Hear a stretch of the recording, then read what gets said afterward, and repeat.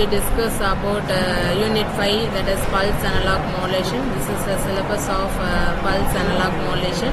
Now we discuss about PAM, that is pulse amplitude modulation. So here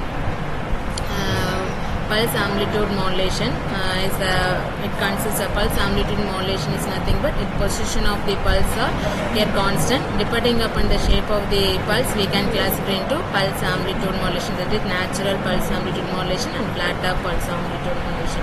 So here discuss about natural PAM, that is a general block diagram of natural PAM.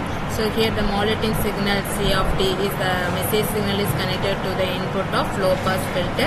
So we know the function of low pass filter, it allows only low frequency signal, that is here the message signal is a low frequency signal, so it allows the low frequency signal and eliminate the high frequency signal. So here the output of low pass filter is connected to the multiplexer. So multiplexer also have another one input, that is pulse generator. So here pulse generator can be used to generate the pulse signal. So here this modulating signal and pulse signal can be multiplexed, and then the output of multiplexer is connected to the modulator. So we know the modulator modulation can be combined the message signal and carrier signal. So here the modulator can be used to combine this modulating signal and message signal. So here the message signal and modulating signal combined, we get the pulse amplitude modulating signal, that is this is the output of PAM, that is we record the PAM signal. Next one, this is the here modulating signal, that is a message signal. This is the message signal is the input of the message signal, and then this pulse generator is the carrier signal. So here the message signal is a low frequency signal and this carrier signal is a high frequency signal, and these two signal can be combined, and after that we get the high modulating signal, that is the pulse amplitude modulating signal. That is pulse amplitude is nothing but here the amplitude of the carrier signal, that is the carrier signal can be changed in accordance with the message signal, that is the pulse amplitude signal.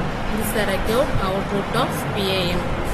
Next one, reduction of natural, that is here the signal modulated signal is the connected to the input of PAM detector.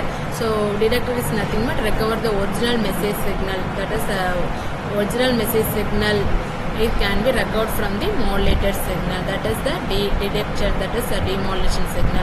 So here this is the modulated signal, and this modulated signal can be recovered from the message signal. This is the recovered demodulated signal, that is message signal M of T. This is the natural reduction of natural PAM signal. Next one, flat tap signal. So here the sampling instead of other practical signal, the flat tap signal is here the message signal except is sampled instantaneous at the rate of f of s is equal to 1 divided by ts, and the transformation of each sample signal is during the duration of time is tau.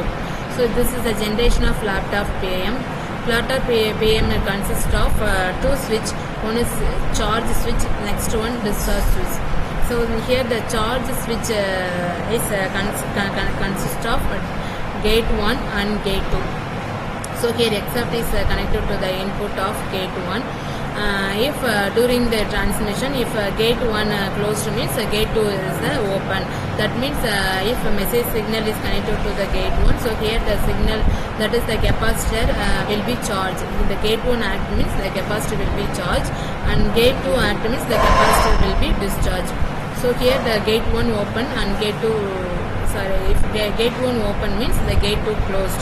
That time the capacitor will be discharge switch, act as a discharge switch.